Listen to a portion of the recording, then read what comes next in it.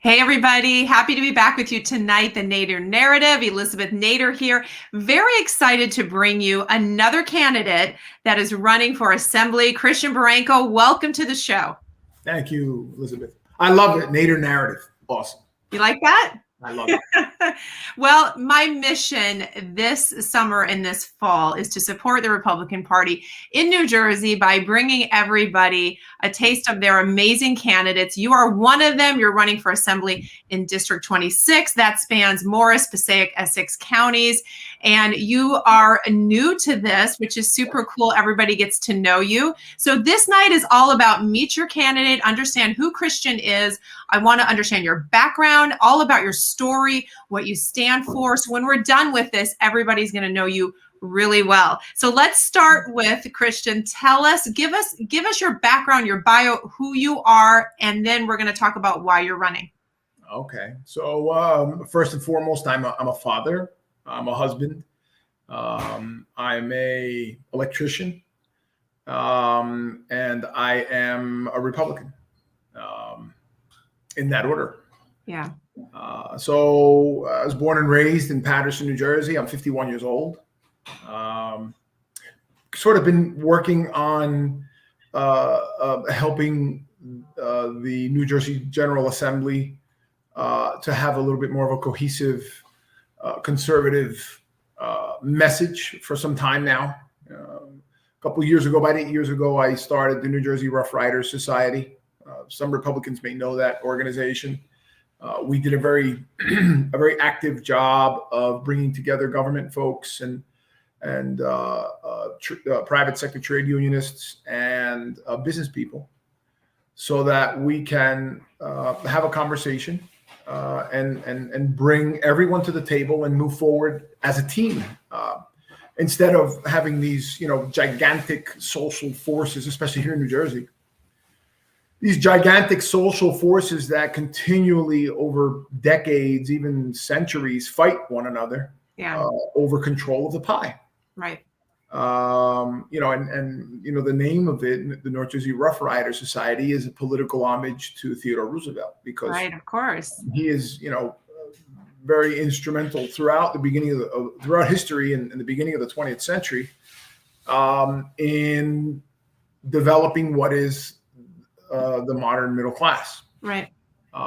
So I use a lot of what he preached and taught and implemented as a guide for myself. I am a working class Republican. I'm not an attorney. I'm not a business owner, and I think we need more of those in New Jersey.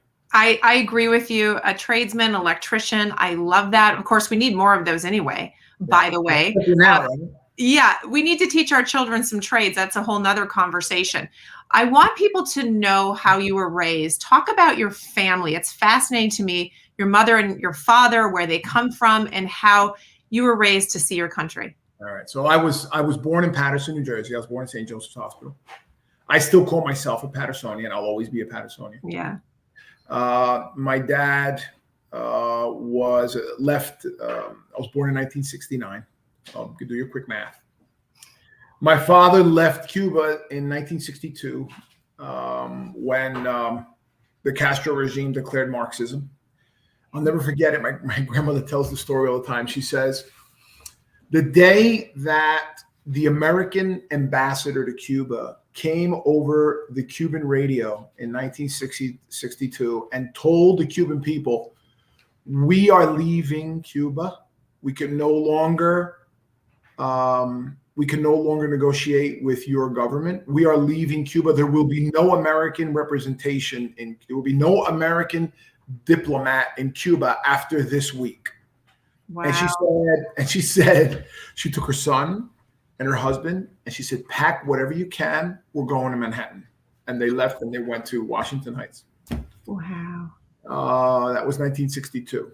What a story. For those of you who know your history, the regime took over in 1959, and there was a long period of time where nobody really knew what these guys were. Right. And there were no messages from Fidel that he was a communist. Right. So they were okay. We'll see what this guy's got, right? Until he started getting crazy, and obviously the influences of Che Guevara, who was an integral part of his cabinet, and his brother Raul, which were both avowed communists. That's right. Fidel not so much. Yeah. But they took the country in a direction that, and listen, we have the perfect effects of it today in what we see coming out of Cuba, right? Well, just with your father's side, that's 1962, leaving Cuba. Now they had somewhere to go. They had the chance to go to America, and I can imagine. They're incredible patriots. I'm sure they love this country because they had a choice. But I have to ask you this: if we continue down the road of the policies that are happening in Washington as well as in Trenton, the policies that continue to erode at our freedoms and really what is the American dream, where do we go? Where do Americans go? First, let me just say that Trenton is worse than Washington. Right? The left has completely taken, I mean, we basically have in Trenton, we have almost a supermajority. I believe it's almost I think it's 62%. Right. And I mean, they've proven time and time again that they're beholden to the public sector. Yeah. And that's what a communist state is. It's a big, gigantic public sector machine. And that's what we're building. And that's what we're fighting. Yeah. And they're going to hate my guts because everything in my background, I mean, I'm a Hispanic. I'm a working class guy.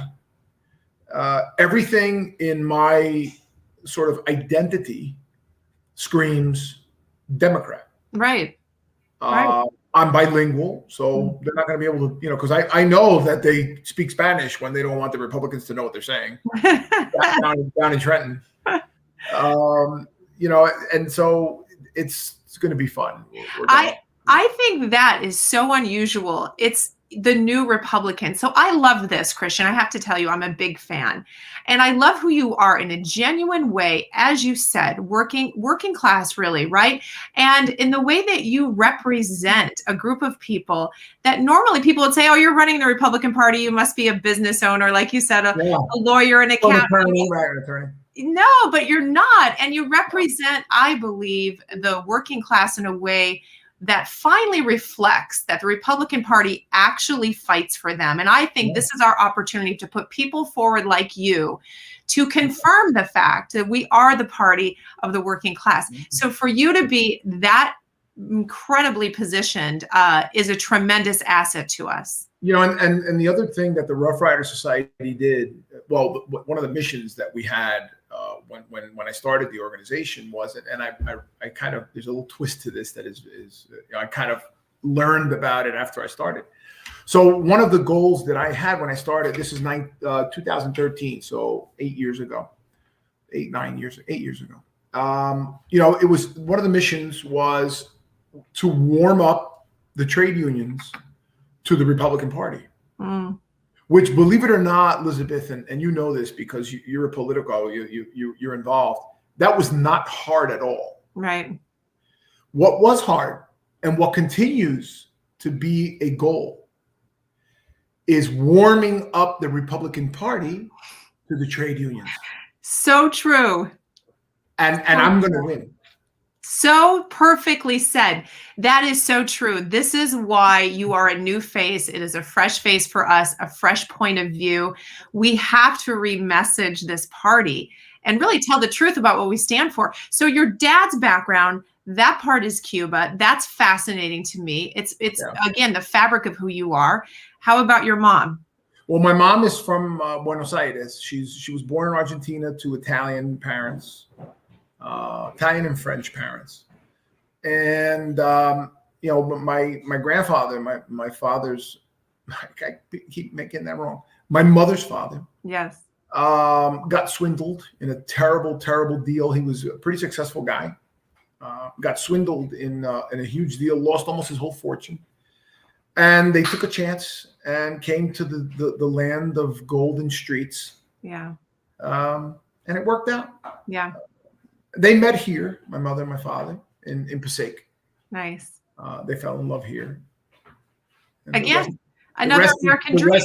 The rest is in your camera right now. The rest is right here. That's right. So I could probably write your why if I had to right now. I'm big about candidates' whys, right? I've had that conversation with you before. I think it's so important that you're able to really tell people why you want to do this. You don't need to do this, Christian. This isn't a job that is exactly glamorous in any way, but there's something driving you. I could write it right now, but I want you to encapsulate it for people. What is the why Christian needs to go to Trenton? So 2008, 2009 was a terrible time.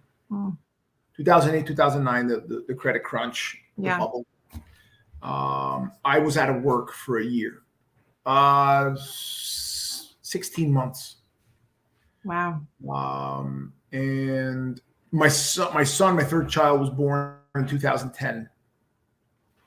So it was a time of despair. I mean, there was it was a very difficult period.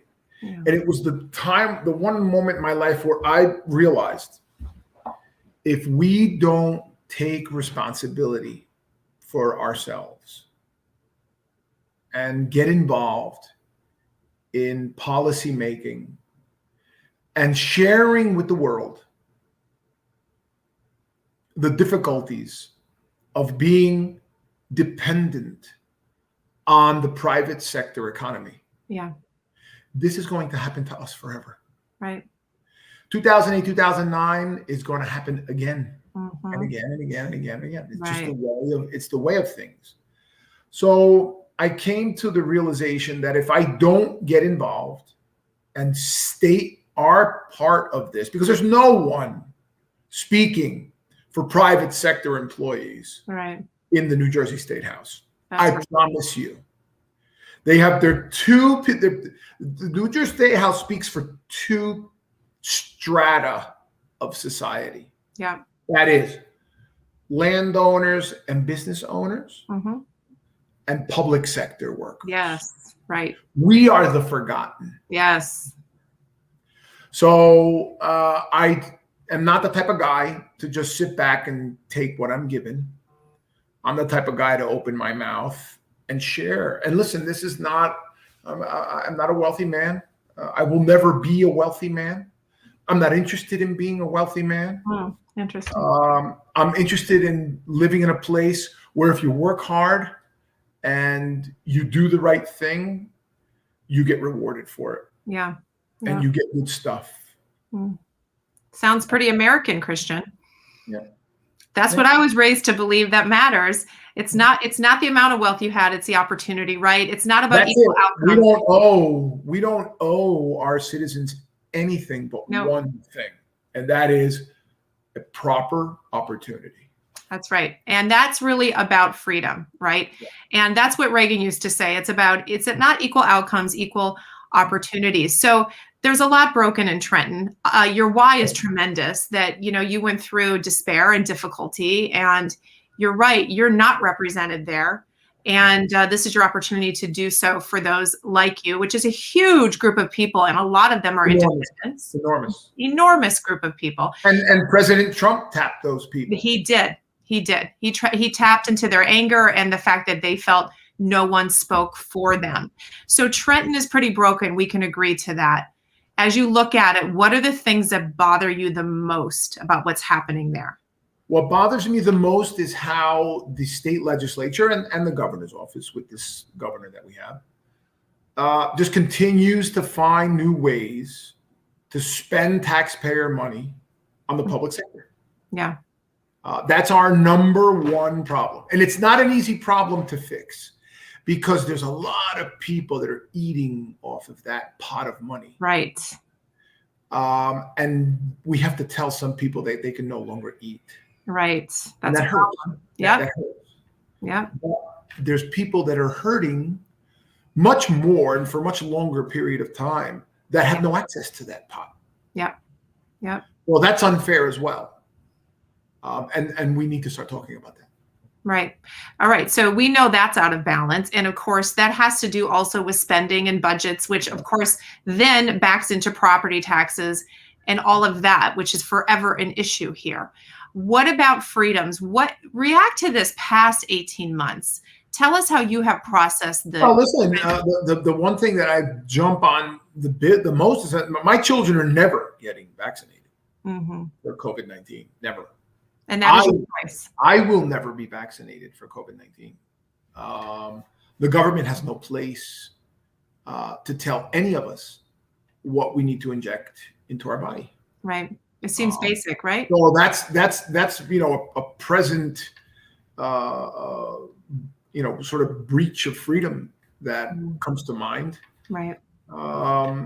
Just and there's other freedoms that are being withered away economically. Yeah. That they just, I mean, how when I was a kid, you could start a business in a second. Yeah, that's true. Now, you need all sorts of loans and investment that just doesn't exist. Yeah. It's that the investment population, those who invest in private sector endeavors, avoid New Jersey like the plague. So even if you do have a great idea and you want to create something for yourself and your family, you can't do it because the people that can help you are not here anymore. No, they're done with this place. Yeah. Well, we just lost Nabisco. We lost another big company, which. Why do you bring that up? My father-in-law, my mom and my dad broke up in 1982 when I was 12. My mom remarried. My father-in-law, my stepfather, not my father-in-law. My stepfather worked at that plant for 27 years. And I mean, I've been inside and outside that thing. I've seen the fig line working. I've seen the Oreo machines. It was all brilliant, by the way. Wow. And now it's gone. Well, it's one of many that are gone, and we've lost a third of businesses that are never going to reopen. So how would you grade Murphy on his COVID response overall? I think his COVID response has been terrible. I think this lockdown that we had was 8 months too long. And let's face it, the only thing that it did was completely destroy whatever private sector economy we had going. Right. It did. So, sometimes, I hate to say it, I hope it's not by design, but they are doing a great job of making the public sector the only game in town. Yeah, it's very true. That is absolutely what's going on. That's a good way, an unfortunate way, but a good way to say it. I want to shift for a moment to schools because this is becoming a very big deal. Almost every night now, we're seeing another Board of Education meeting. We know what happened in Randolph with the calendar there. We know and they changed it. We know in Wayne, there's been a lot going on. It seems to be every day there's another fight. Parents are waking up. Now, not every parent agrees, right? Thank God. They don't all agree to everything. But one thing you will hear from all these parents is, that's our right. That's our choice, not yours. Where do you stand on all of this curriculum, the masking, all of this stuff that's going on in the schools? We could be here all night. Yeah. My children go to Catholic school. My children go to DePaul in Wayne. And I have 2 at Pope John in Sparta. I will never relinquish the complete sovereign right of parents to be parents. Yes. There are things in life that should be taught by parents. Sexuality is one of them. Right. Sexuality is like religion. Yeah. I really don't care what you practice as long as it doesn't affect me. Right. Right.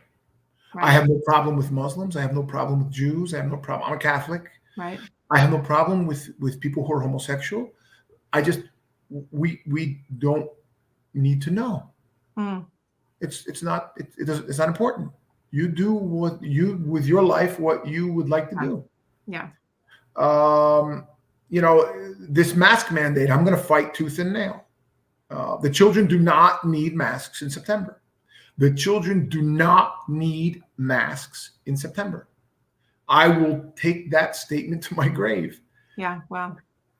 CDC is now saying again that they need them. Now the American Pediatric Association came out, I think today, saying they need them. There's no science to back it up, but what we're talking about here really and is about freedoms, right? Personal freedom, even the medical freedom movement. It's not about, and I see some comments here about your choices, why those choices. It's not about telling people what to do.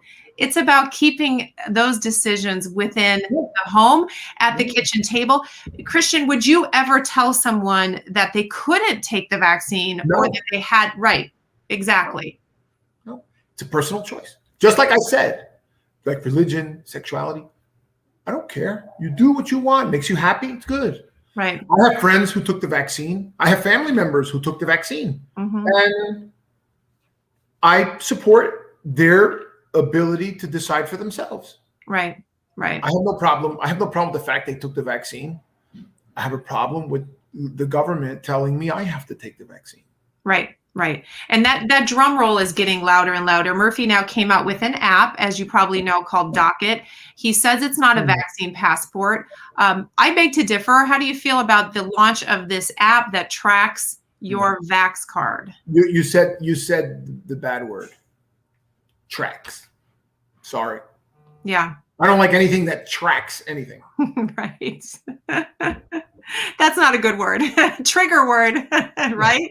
Tracks is a very Gestapo sounding word. Yeah. You know, this is what I want to ask you, Christian, because in a lot of ways, maybe in the 60s, you would have represented the Democrat Party. In a lot of ways, really, when you look. Listen, we all know that JFK would have made an excellent modern Republican. It is the truth. I was just saying this at a group tonight. If you remember the JFK Democrats, if you're old enough to have known some of them, it's not the same party. So they're gone. They're gone. So right? So who today owns civil liberties? Who owns that issue? Who is the party of freedom and liberty? Is it not the Republicans? It's not the Democrats. No. It is not. They've abdicated it. No, absolutely. So as you are talking to people in your district, as you are going door to door, I know you're working really hard. And by the way, that's one of the things about you. Everyone needs to know is you're a hard worker, and that matters because it's not just about working hard to get elected. It's about continue to fight for us once you're there. So as you're talking to your constituents, what are they saying to you? What are the top issues? What are they saying that you need to do for them? What are they worried about? I mean, listen, from what I, everything that's being said to me is screams, everybody says it too. It screams overreach. Yeah. This administration has overreached on everything they've tried to create. Right. They've overreached. And people are concerned about that. The best way to govern people is to leave them alone. Right. Until and when there is a violation of law. Yeah. Right. We make laws and then we stand back and we let the people be. Right. And that's not happening. They are on top of every move we make. And it's almost as if they want it that way and they enjoy it. Right. I'm not having it. So. Well, we are, I think you would agree, we don't really have a fully functioning government right now in terms of the three branches, or at least, the Assembly and Senate has been unable to do much. What they have done is given Murphy more power, of course, when they passed that recent bill that said he could end the health emergency, but they gave him sort of uber powers over us. So this fall, I mean, we could be back under lockdowns. We could be back under mask mandates. Anything is possible. How did we get to the point where one man was ruling us? Could you have ever predicted that?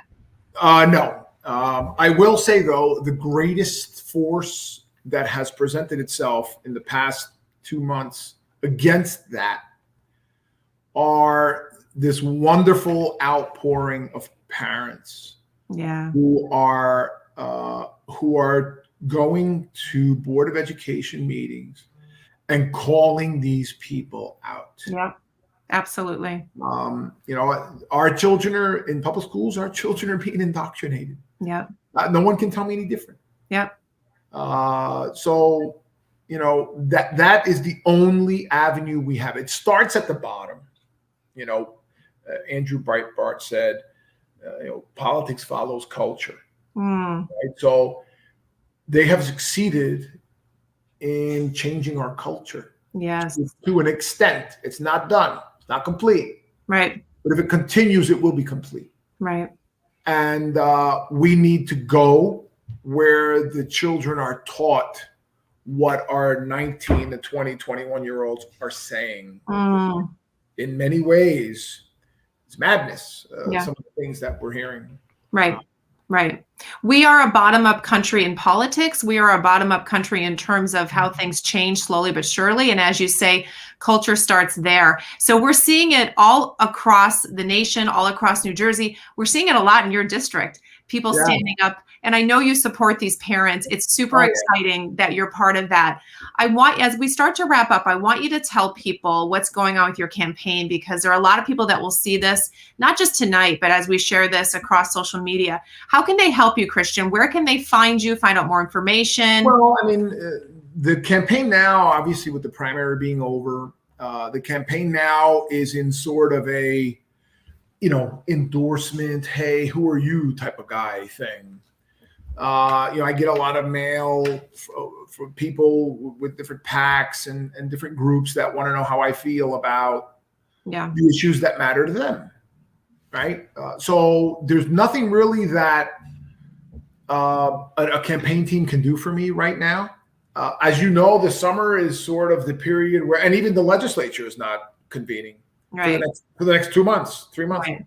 So it's kind of a lull period where, as I said, all of the different political action committees and stuff sort of, interrogate me on how I feel about things. And that's fine. That's fine. Yeah.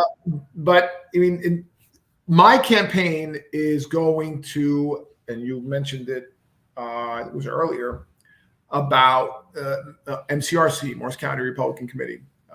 We worked very hard with the Republican Committee. And the Republican Committee's headquarters is where everything is going to sort of grow out of. Yeah. We will also work with the Passaic County people in West Milford, and obviously the Essex County folks in Fairfield and North Caldwell, West Caldwell. Of course. Right. But as you know, the 26th district, the bulk of it is in Morris County. Right.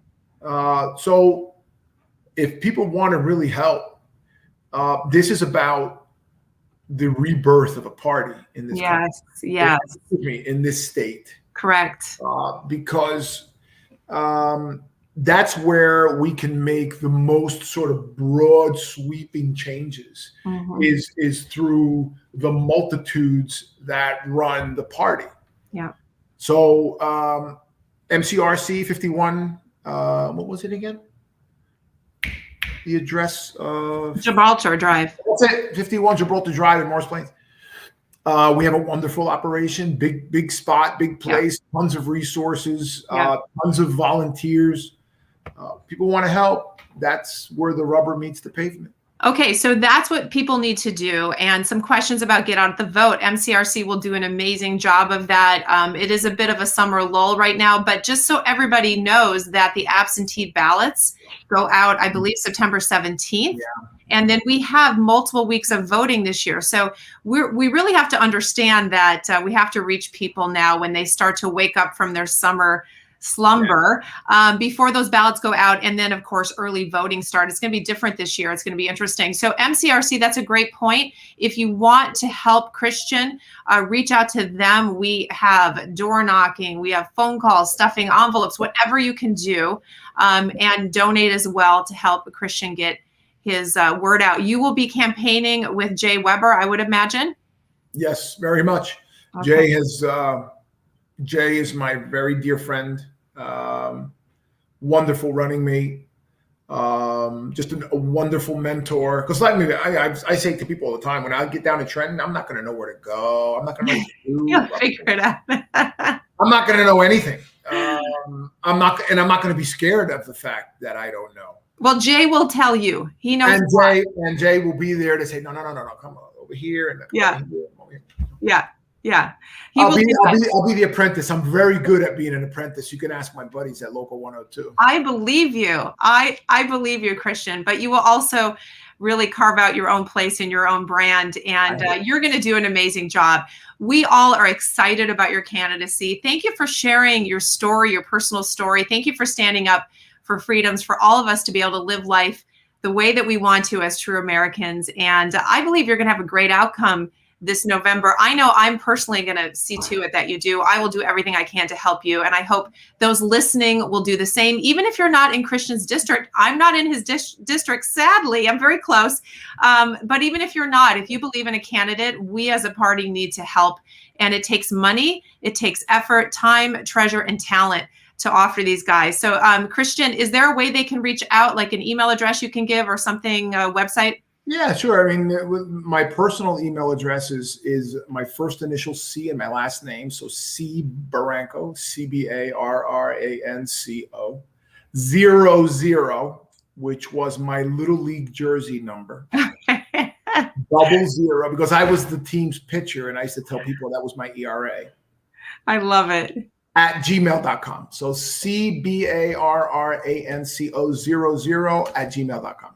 Oh, I love it. All right. Well, Christian, thank you so much for coming Elizabeth, on. let me thank you, because what you do is brilliant and wonderful. And I thank you so much for all the effort that you put into this and just bringing the patriotic side of being an American and being from New Jersey, which sometimes is very hard to balance.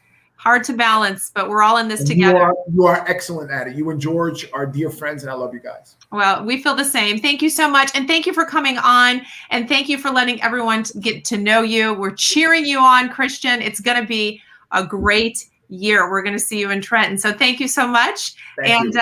To my audience, guys, another great candidate here. We'll have one with you next week as well. Guys, have a great night.